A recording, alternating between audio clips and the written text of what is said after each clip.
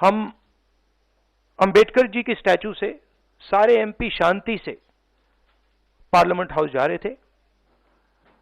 Parliament house के सीढ़ियों पे बीजेपी के एमपी लकड़ियां लिए हमारे सामने खड़े होते हैं, हमें अंदर नहीं जाने देते हैं, और उसके बाद अब ये थोड़ा सा अपना फिर से डिस्ट्रैक्शन करने की कोशिश कर रहे हैं। रियलिटी ये है, इन्होंने अंबेडकर जी का अपमान किया है, उसकी अपॉलॉजी होनी चाहिए और रिजाइन करना चाहिए होम मिनिस्टर को। और जो मेन मुद्दा है जिसको ये मिटाना चाह रहे हैं, घुमाना चाह रहे हैं, मेन मुद्दा है कि नरेंद्र मोदी जी के मित्र अदानी जी के खिलाफ यूनाइटेड स्टेट्स में केस है, उनको वहां इंडाइट किया गया है, और अदानी जी को नरेंद्र मोदी जी हिंदुस्तान बेच रहे हैं। यह मेन मुद्दा है और इसकी डिस्कशन ये लोग नहीं चाहते हैं। कांग्रेस के अध्यक्ष खड़गे जी ने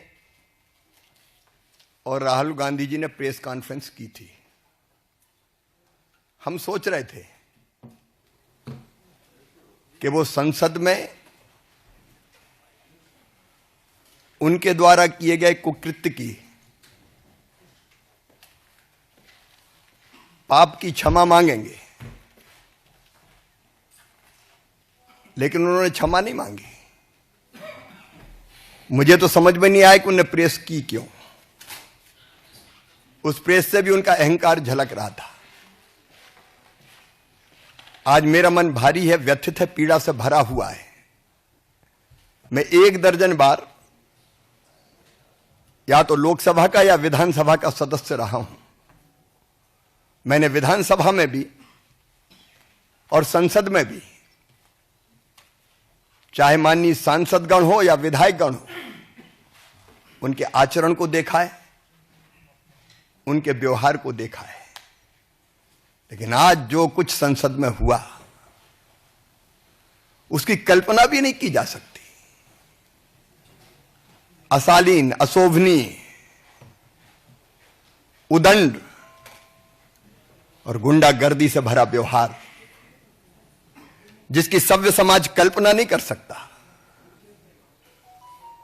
मित्रों, सांसद या किसी दल के सांसदों को यह अधिकार है कि वो किसी बात पर विरोध प्रकटीकरण करें।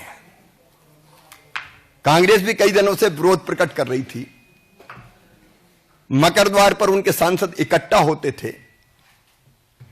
तब हम लोगों को भी जाना होता था तो हम तो या तो द्वार ही बदल लेते थे कि शार्दुल गेट से चले जाओ, या पास में जो स्पेस होता था उसमें से चुपचाप निकल के अंदर चले जाते थे। आज जब भारतीय जनता पार्टी के सांसद मकर द्वार पर विरोध का प्रकटीकरण कर रहे थे, तब राहुल भी आए। सुरक्षा कर्मियों ने उनको कहा कि साइड में जो स्पेस है आप जाने के लिए उसका उपयोग करें।